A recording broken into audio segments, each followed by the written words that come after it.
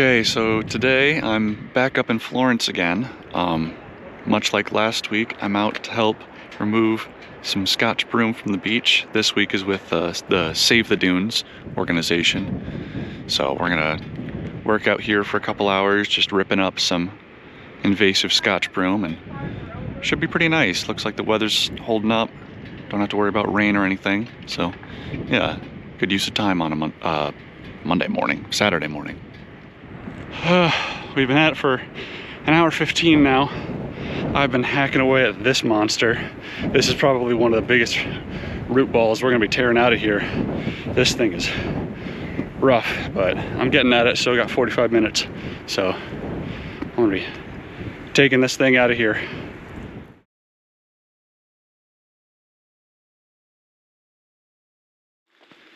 Since I was back up in Florence again, and it was another pretty day, I decided to come back out to Enchanted Valley, which I don't remember the last time I was out here. It was when I took that video, but I can't remember how long ago that was. It all kind of blends together. But anyway, I figured it would be a good day to get out here and walk a little bit. My legs got so sore just standing on the boat yesterday, so they were pretty worn out, and today wasn't helped with removing all that Scotch Broom, but I figured it'd be a nice calm little cool down walking out here. The trail itself goes for quite a ways up here, but I figured I can just go as far as I want and then work my way back. It was just too good of a day to pass up. It's pretty calm out here.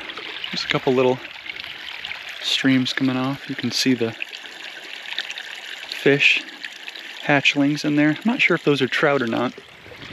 I'm definitely no ichthyologist, so I'm not very good with identifying fish or knowing where they're supposed to be right now. But yeah, a little bit of wildlife. I've heard the birds are out here. I saw my first red-winged blackbird today. I could hear them all the time when I was driving into town over the past couple weeks. I definitely recognized their call, but I hadn't seen them yet. Finally saw one today, so it's nice to hear that. Reminds me of home. Now, if only more of the wildflowers could bloom, that'd be nice. Now, I'm no professional tracker by any means, but I'm pretty sure in this muddy patch here, you can find a bear paw. I mean, unless this is someone with a huge foot walking out here barefoot. That sure looks like a bear paw to me. That big old pad at the bottom, and those 5 individual toes. I mean, I don't see claws on the end, but I don't know. That's pretty wild. I mean, it's not very big, but it's pretty dang big. I don't know. Might be someone with a huge foot out here. Could be Bigfoot, but I don't see a heel anywhere either. Huh, well, I'll keep an eye out. Hopefully I don't see any bears out here. Yeah, I'm gonna cross-reference with some pictures when I get better service. But I think it is because this is super soft. I almost lost my boot right somewhere in here. I think it was this big spot. I was stepping down there and I sunk in, so it is very soft. And there's a deeper one over there that is way too small to just be the front of someone's foot. So yeah, I think this must be a game trail that bears have used before. Hopefully not super recently, but good to know. That's pretty crazy. I haven't seen anything like that out here. I already started on my way back. The trail goes for quite a ways up the creek, and it's a really nice trail, but it's getting pretty mucky up there, and I don't need to be heading all the way up there. So I'm working my way back. I kind of wonder what this used to be. I mean, I'm having a hard time believing that this is just a naturally formed valley. Well, I mean, it's naturally formed valley, but that it was naturally this grassy. I mean, this is a bad spot to demonstrate because there's all these shrubs by the creek, but I think that huge open area, I have to imagine that it was at some point logged or at least cleared, because it's just complete open grass. I'll show that once I get back out there. See, here it looks like there were some pretty big trees taken out, and you get out to this middle section and it's just completely open, and there's not a whole lot going on either. I mean, I'm definitely nowhere near the ability to identify grass species, but it looks like a lot of similar species out here. There's a few different kinds of grasses that I can see, but it's not like a lot of flowers that I would see coming up out here, which usually in a native meadow you'd see quite a bit of flowers. I mean, I don't know, maybe this blooms up quite a bit later into the spring, but this feels like such a huge empty area.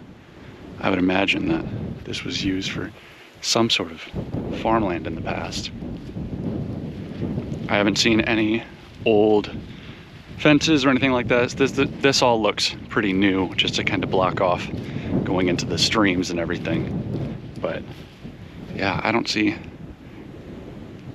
anything identifying this as old farmland. I don't know, I'll have to ask around and see if there's any literature on it or anything on some of the old maps. I don't think there's any way I'm gonna get it on the camera, but I was listening to the bird calls from out here. I couldn't tell which bird was calling, but eventually I saw a hummingbird flying around and ripping the seeds out of these cattails. And I don't know if they're technically the seeds, I think they are, but those like corn dog things on the end of it, they kind of turn into fluff.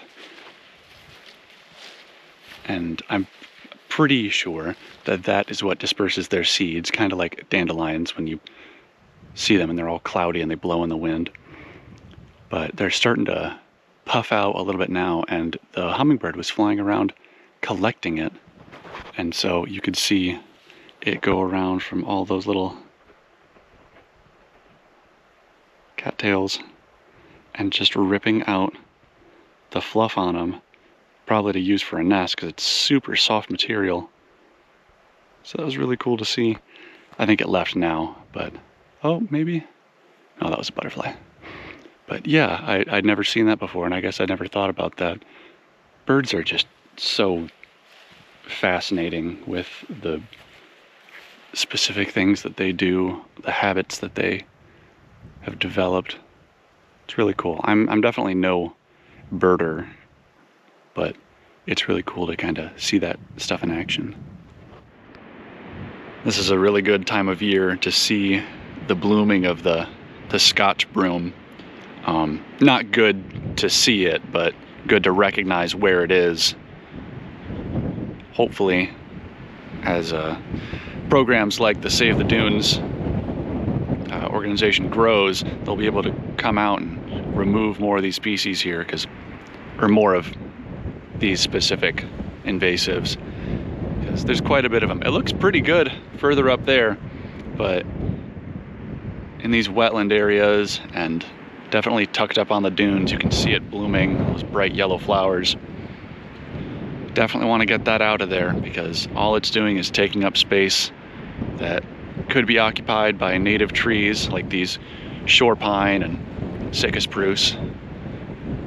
Those would be a lot better to have out here. Yeah, it's good to point it out here. Thankfully it doesn't look quite as widespread as down by Bandon.